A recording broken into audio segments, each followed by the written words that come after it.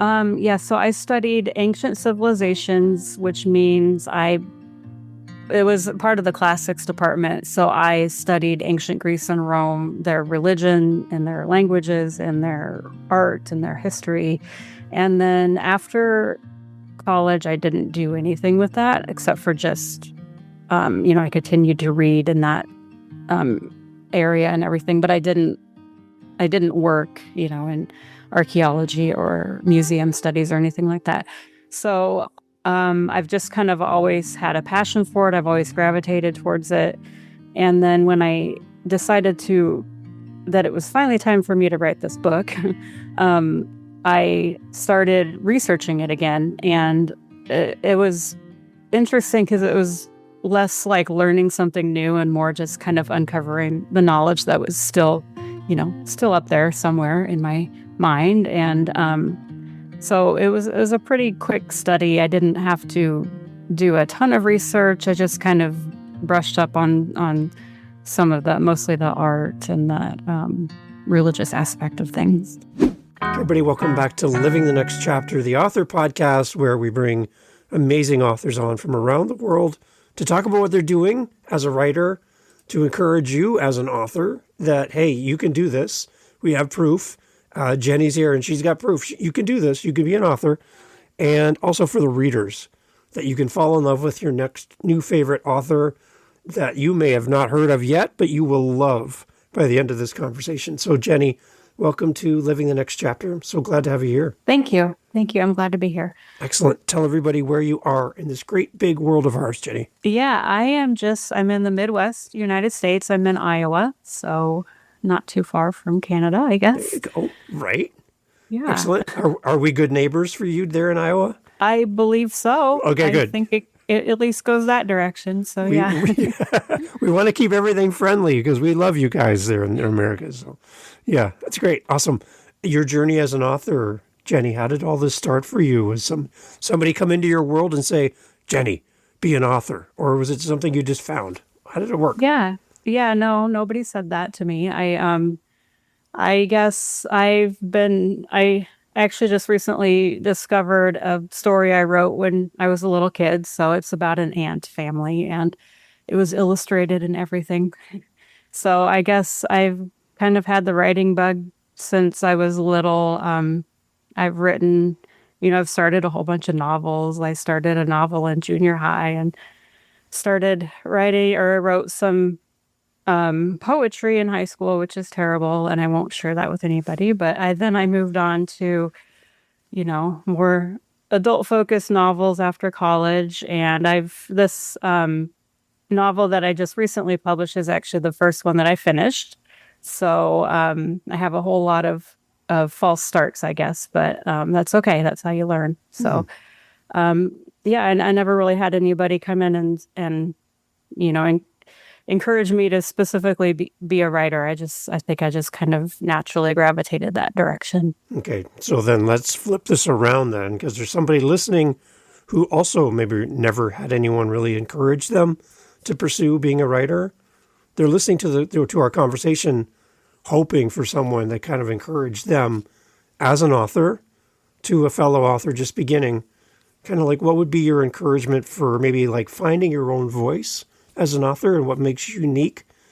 What would you say to somebody new starting out as an author? I think first of all, just keep writing. And if, something doesn't work out, that's totally fine. Just keep trying new things until, eventually, hopefully you'll find, the way it kind of worked for me is, like I said, I have a whole bunch of false starts that I will never finish. But then once I started this one, it just, all the pieces just fell into place and it just felt like the right story. It felt like the right time to tell the story.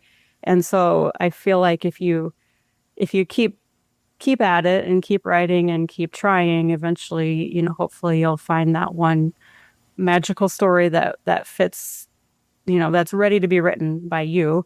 And then, don't be discouraged, I guess, by the, the stories that might not work out so great, because it's all learning. You're learning every single thing you do. You're learning a little something. So.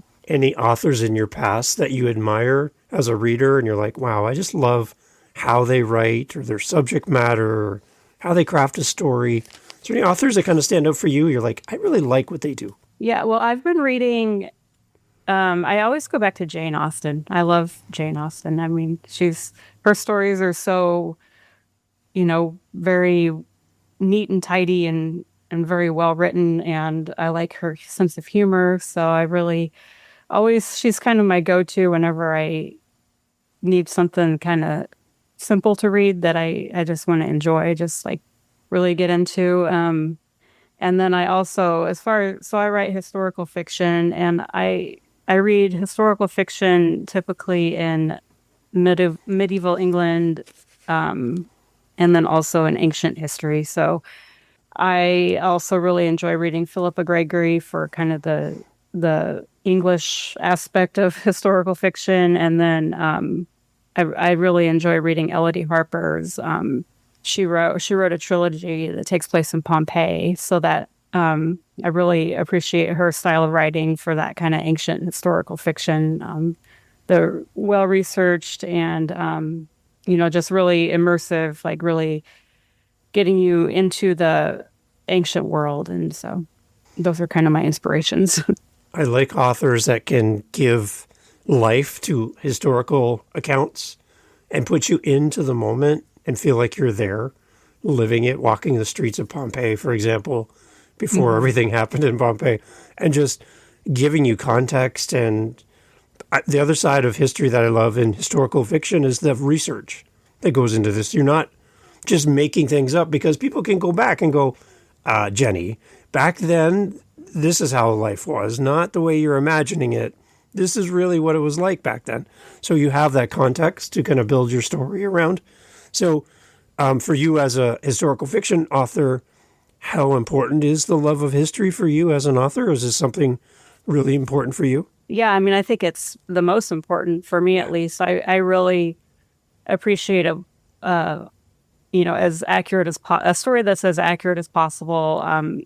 And you can usually tell when a book has been well researched versus just kind of a quick Wikipedia search. Yeah. So right.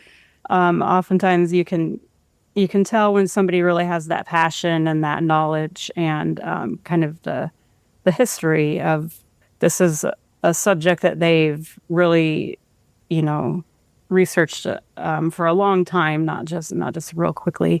And so that's what I appreciate when I'm reading historical fiction. And so that's what I try to kind of emulate when I write as well. Okay. All right. So tell me about the time period that you like to write in and why that time period out of all of the options available. Yeah. Why specifically that age? Yeah. Well, so I write in the late Bronze Age Greece, and which technically is prehistoric because they had writing, but they didn't use it, and like they didn't write plays, and all of the poetry and all of that came later. So the writing that they had is very economical. So we don't really know a whole lot about the time period, and so it's kind of nice in some. It makes it harder in some ways, but it also makes it easier because you do have archaeological evidence and that you can go off of, but then you also have a little more wiggle room as far as the creative part of it, where we don't really know a lot. We don't know as much about that time period as we do as later time periods, and so there's a little more wiggle room. And I really love the Bronze Age period in Greece. It's like I said, it's what I studied. And so I really, really enjoyed my studies. And the stories that came out of that time period are just they're just really tragic. And somehow that speaks to me, I guess. When you're writing for your audience, what level of understanding of the history period do you have of a reader coming to read your work? Do they need to be an expert in history? Can they be a novice to the stories of history? Kind of what's your anticipated level of understanding as a reader coming to read your stuff? Yeah. Hopefully there, hopefully I've written it to the, you know, to the novice. So I've, I try to explain things that kind of need to be explained and then leave the rest to their imagination. But yeah, and then I kind of have left some little Easter eggs for the people who are familiar with the story. So as a novice reader, you might not pick up on those, but as an experienced, somebody who's really into Greek mythology and that time period, they might pick up on some of those. So I kind of had both readers in mind when I wrote my first story, my first novel. So. Okay. All right. So tell us more about the first novel then. What's the name of the book, and what is the kind of the big picture for a reader? What are they going to experience? Yeah, so the book is called The Death and Life of Iphigenia, and her story, the myth goes, she was set to be sacrificed by her father so that he could sail his soldiers off to Troy to start the Trojan War. And there's two versions of that story, one where she actually dies, and then the second version is she's rescued and lives as a priestess elsewhere. So I don't want to give away too many spoilers, but No. I kind of do a mix of both of those versions, I guess, and kind of meld them together a little bit. And I'm trying to tell her story from her perspective. Her story is usually told from the perspective of her sister or her father or her mother, and not necessarily told from her perspective. So that's what I was trying to accomplish here. Was this is a first person retelling of her story and kind of exploring, how would it feel to have your father want to murder you, sort of thing. So Right. it's kind of it's a journey. It takes place over 14 years, and it's a journey of, betrayal and finding your new purpose in life, and finding a new family after your first family kind of discards you. So how would you introduce your main character to somebody who doesn't know their story, doesn't know them? Some of their characteristics, some of the interesting things that you discovered about your main character while writing.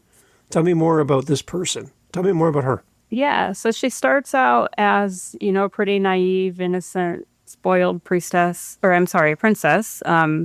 She's sheltered, she's not very worldly, and she goes on this, I guess, this journey where she discovers her own strength, her own inner strength. She doesn't need to be propped up by, the royal treatment and all of that. She discovers her new place in life, and she discovers, within the constraints of the time period, she discovers her own freedom and her own autonomy. So we're following her journey. Again, what kind of age range are we starting out with her story?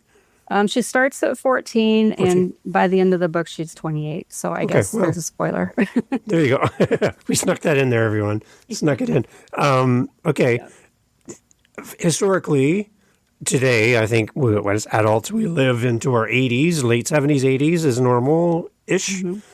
Back then, what was the average lifespan of someone like her? Yeah, so the average lifespan back then, I think, was in the 30s, probably. Wow. Wow. But that's an average, because Yeah. you have wars and you have childbirth and you have all the diseases that don't really affect us as strongly today. So not everybody died by the time they were 35. You have obviously the people who lived longer than that. So I don't know that there's a really great idea of exactly what kind of the top range would have been back then, but there certainly would have been some people who lived a little bit longer than that. If you think about the condensed lived experience, not spread out over as much time as we have today due to medicine and all the things we have today, but the things they were able to do in a more compressed time span, I don't know, at 30, 40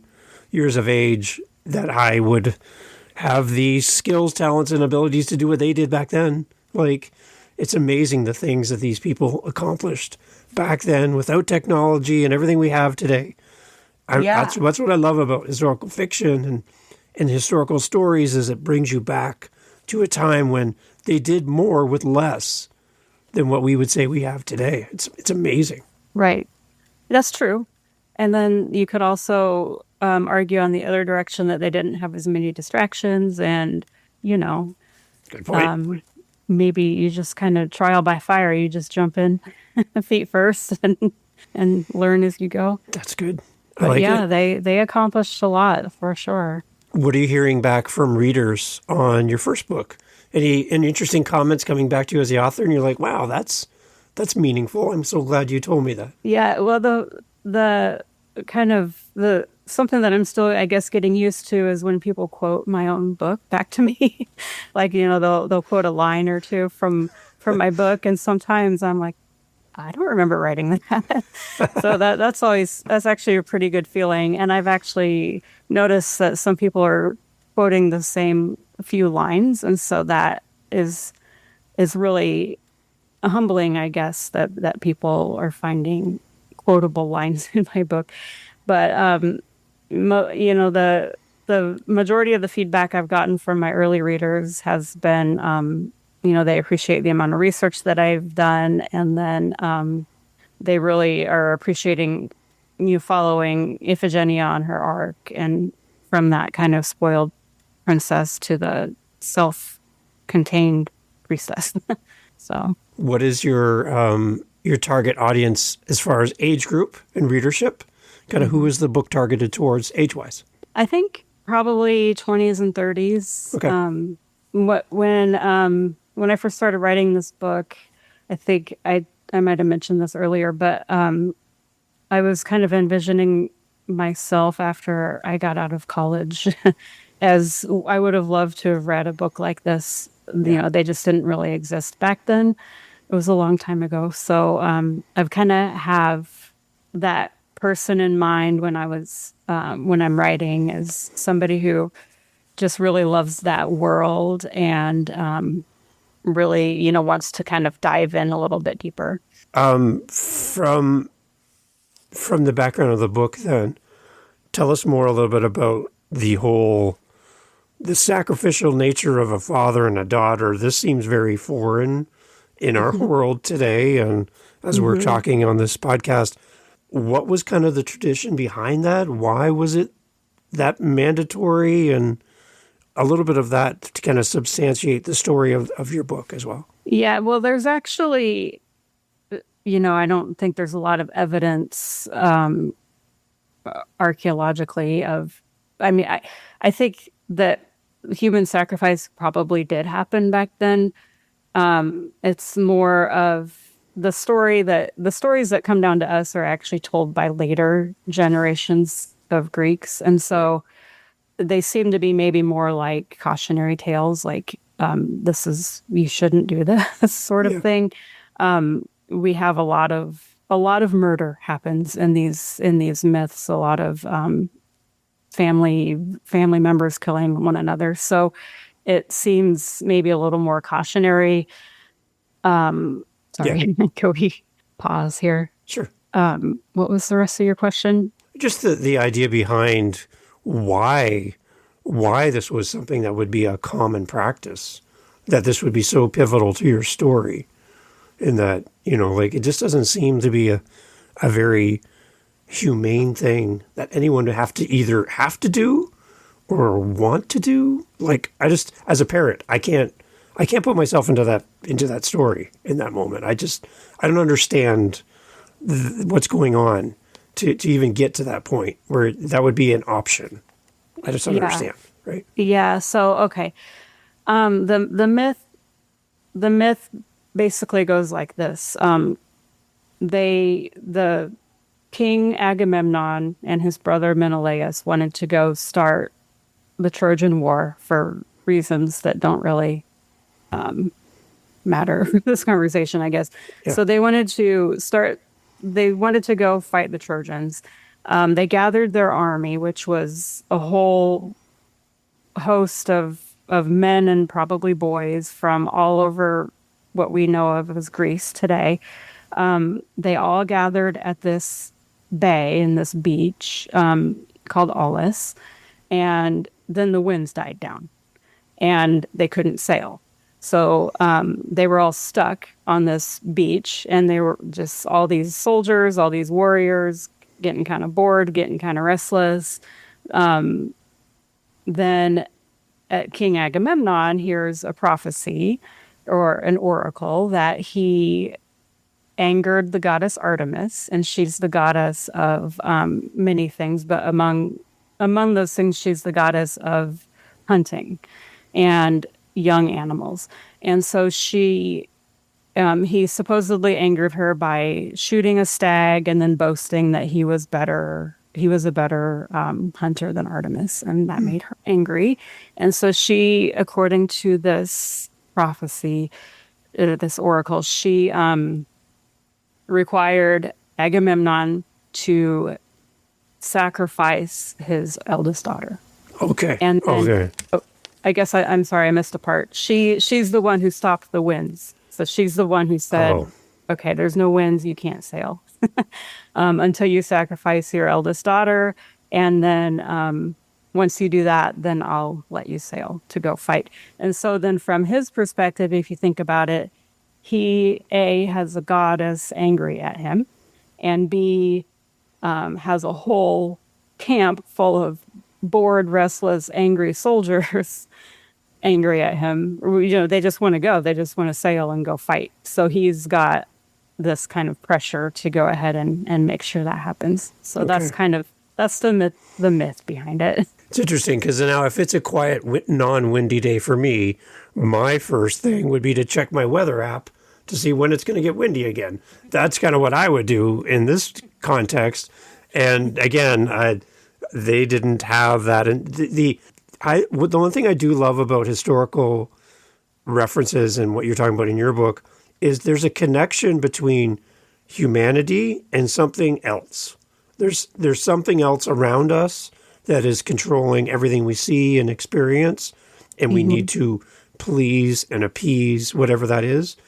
So there's this feeling that there's someone else ahead of us or above us or beyond us that's kind of dictating what's happening in our world. And we aren't the almighty top dog in our story. There's something else that we have to appease, like in this story, right?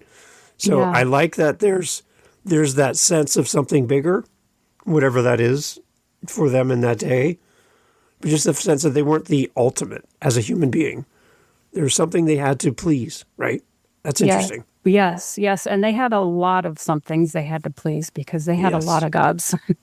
Right. And they were apparently very finicky. So yeah, they kind of had to walk a tightrope, make sure everybody's happy all the time. Everyone's on eggshells, making sure they don't mess with the wrong person or deity, right? Yeah, okay. Yeah. As you're writing, you said you studied this in the past. Tell us a little bit more about your studies prior to writing the book. What have you studied? Where has it taken you? Tell us more about that. So I studied ancient civilizations, which means it was part of the classics department. So I studied ancient Greece and Rome, their religion and their languages and their art and their history. And then after college, I didn't do anything with that except for just, I continued to read in that area and everything, but I didn't work, in archaeology or museum studies or anything like that. So I've just kind of always had a passion for it. I've always gravitated towards it. And then when I decided that it was finally time for me to write this book, I started researching it again. And it was interesting because it was less like learning something new and more just kind of uncovering the knowledge that was still up there somewhere in my mind. And so it was a pretty quick study. I didn't have to do a ton of research. I just kind of brushed up on some of mostly the art and the religious aspect of things. But that's a nice foundation to write from and to build off of, having that understanding and knowledge, where maybe someone who would approach a book like yours and be like, I don't have that resource in my history to pull from, that I've had that knowledge, that'd be a harder place to start than for you to start with that knowledge, right? Yeah, and I think that's part of why I was able to finish this. And I think that's part of why this was the first book that I finished, because I actually have 80,000 words written of a previous book, which, in case you don't know, 80,000 words is a novel-length book for sure. Yeah. And it's a Robin Hood retelling, and it's set in medieval England, and that's a time period that I enjoy reading about, but I didn't study it. I don't really know a lot about it except for what I've picked up in books and novels that I've read and stuff. So for me, starting from absolute scratch, from zero, in order to even get those 80,000 words that I'll probably never publish. And I think that that's part of why I was able to finish this book set in Bronze Age Greece, because I felt much more confident on the topic and the history, because I had all of that background before, rather than starting from scratch and having to learn everything. If that makes any sense. I think that really helped. Yeah, so from your perspective then, not that everyone has to follow this path, but having an unreleased book that's basically been vetted and worked through and you've gone through the process, that's still not out in the world, is not really a sign of a missed opportunity. It maybe became the platform to build the next book, right? Yeah. I learned so much writing that book. I learned so much what to do and what not to do. I'm okay with the fact that it probably will never be published. I'm okay with that. It was more like a self-education tool, and I enjoyed writing it too. So it was definitely I don't consider it a loss of any kind. So tell us more about what's coming down the road for you as an author. Like, where do you go now that this novel's out in the world and you have this great story to share? Where do you go next? I'm actually working on book 2. I'm planning a series, and so I'm working on book 2 right now. I'm in the very early stages, so my book just came out a couple weeks ago, so I'm still kind of transitioning in my mind from one character to another. And so my series is going to be I'm calling it a standalone series. So each book can be read. The books can be read in any order. So each book is gonna follow a different character through the same kind of time period of the Trojan War. Okay. So yeah, I'm working on that, and I have a short story out there available on my website too. So I'll probably also write more short stories too, because those are fun to write. Tell us more about the short story. What does that entail? Yeah. So the short story is in the same world, the same similar time period. It actually follows Iphigenia's grandmother, and it is just kind of one episode in her very tragic life. These are very tragic. These are very sad stories. So they're not.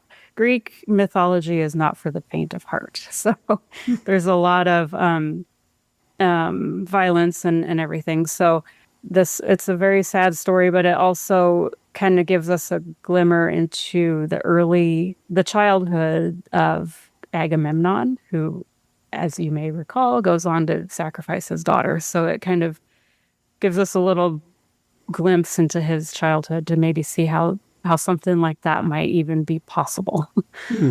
For you as an author and a writer, how do you approach a short story compared to writing a full-length novel? Is it a totally different process, or is it just a shortened timeline? Yeah, just for me, it was just a shorter timeline. It's the same process. I still, I plot. I'm a plotter, so I came up with a plot for the story just like I do for my novels, and I didn't follow it, but I still created it, or I mean an outline. Yeah. And yeah, it's kind of the same process and just a shorter time period. So I still, I went through probably 6 or 7 drafts. I still had it professionally edited and all of that. So how do you find people to work with as an author? Editors, cover design, all of these different people that you need to make your book come alive. Kind of where did you go to find these people? Yeah, I mean, it's definitely a group effort for sure. I'm a member of Ally, which is the Alliance of Independent Authors, and they have a really great resource page for professionals that they've vetted. And so that's where I found almost everybody. They, I felt confident that these were, because there's a lot of, in the self-publishing world, there's a lot of scammers out there. So it's a little nerve-wracking, handing your money over to somebody. But when going through like an agency that kind of vets people like that, I have a lot more confidence. And then there's also an agency called the History Quill who focuses on historical fiction, and they have really great editors. And as authors, a lot of times when I talk to authors, they tend to write on their own. They kind of do their own thing from their own space, and they don't really interact much outside of their writing. Is there anybody that you've kind of met in your journey as an author that you kind of feel they're kind of a cohort, somebody who's a fellow author that you just seem to have naturally gravitated towards, and now you have like a friendship, a working relationship as two fellow authors?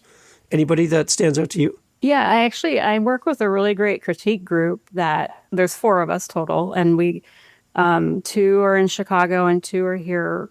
I'm in Iowa, and then there's another one here in Iowa as well. And so we meet via Zoom once a month, and Nice. we met through another online group that's based out of Chicago. That during the pandemic they opened up all of their membership and their courses and everything to, they opened everything up on Zoom, so that's the only reason I was able to meet these people in Chicago. And then, so anyway, we meet via Zoom every month, and we just kind of critique each other's works. And then, I definitely feel a companionship with them for sure. I mean, they've seen this through the whole process. My novel, they've seen it through the whole process of drafting and everything, and I've read all of their work too from the beginning, so it's kind of fun. Do you think looking at someone else's work has a return impact for you on maybe how you look at your own work now? Because you're reading someone else's words and you're like, oh, I could bring some of the style or feel or tone of how they do their characters maybe to my story. Yeah, I think a little bit of that kind of sinks in at a subconscious level. And then there's also, when you're critiquing other people's works, you're also learning as you do that. And then, well, what I'll do is I'll catch myself as I'm writing. I'll catch myself making some of the same, I don't know if mistake is the right word, but doing some of the same things that other people do. And I'm like, and then these are the things that I point out to them, and then I'm doing it myself. So then I kind of backtrack. So it kind of it makes you think about your own writing a little differently as you're writing. I was like a teacher that's a good student at the same time. They're learning, they're growing, they're developing while also helping and leading and giving feedback to other people. Yeah. There's a balance there, right? I think that's really important. Yeah, and I think it's important to be open-minded and to realize, just to be able to see that when you're kind of doing the same things that you're telling other people not to do. Yeah. Do you ever get nervous giving your work to others to look at and being under the microscope? Because, like, I would think you'd want to give your best work to people, not something that's not really formulated, not really. This is the best I have right now. And now you're putting it in front of people, and you're getting the red marks that you see in public school from your grade teacher, and you're like, oh my gosh, there's a sea of red on my paper. Do you get ever a little intimidated by feedback? I did at first. So with my critique partners, yes, I did at first. But now we've been working together for maybe 3 or 4 years. So I don't feel nervous working with them anymore. I definitely felt very nervous sending my work off to the editors, especially the first editor, which was a developmental editor. I felt very nervous about that. But in the end, it's kind of a hard pill to swallow, but in the end, it's good. And you just kind of have to tell yourself that every once in a while, like the feedback that I'm going to get is going to help me. It might hurt at first, it might sting at first a little bit, but in the end, it's for my own good. So I would be nervous that an editor would try to write in their voice, not my voice. So they would use a word that I would never use. They'd have this long $5 word that I would never use in my normal writing or in my own life. And here it is on the page. They're taking my word out and inserting this word that is foreign to me. Mm-hmm. And I think in that moment, I'm kind of losing my voice as a writer because my editor is trying to change me. Mm-hmm. Is that kind of what's happening, or like how does it work so that you don't lose your voice as an author while being edited? I think that I don't know if I got really lucky or something, but I didn't feel that at all. I didn't have that experience at all. The feedback that I got from all three of my editors, so I had a developmental editor, a copy editor, and then a proofreader. They let me write in my own voice. They didn't make any changes, any big changes like that. Their changes were more, the story, this is where the story is not working, or this is slowing down, or, like the proofreader is just proofreading. I mean, it's just kind of just pretty matter of fact, right? This is where a comma goes. So yeah, I didn't really feel like that. There were a couple comments that I got from my developmental editor that I disagreed with, and I actually ended up going with my own gut instinct and leaving the scene. There was a certain scene that she didn't like, and I left it in, and I've actually gotten a lot of feedback on that scene from my early readers, so it was definitely the right move to make. So I think that you do have to balance, you have to trust that you've hired an expert who knows what they're doing. But then on the other hand, you have to balance your own gut instinct. And this is, in the end, it's your story. And you have to kind of remember that too. So if somebody tries to insert a $5 word that you would never use, I would say, just don't do it. There you go. Good advice. I like that. Just say no. So Jenny, for the people that are listening to the podcast, they are curious about you and your journey. They want to continue to follow you as you continue to write and share, and they want to get access to either your short story as well on the website. Where are we sending everybody? And after that, I want to wrap up with a kind of a question to end off our conversation. But where are we going to send people that are listening to our conversation today? Yeah, okay. So my short story is available free on my website, and then links to my social media is also on my website, which is jsuzannewilson.com. And Susanne is spelled Susanne. Excellent. We'll have that in the show notes for everyone, so you can go there directly from your phone as you're listening to the podcast. We'll send you right there.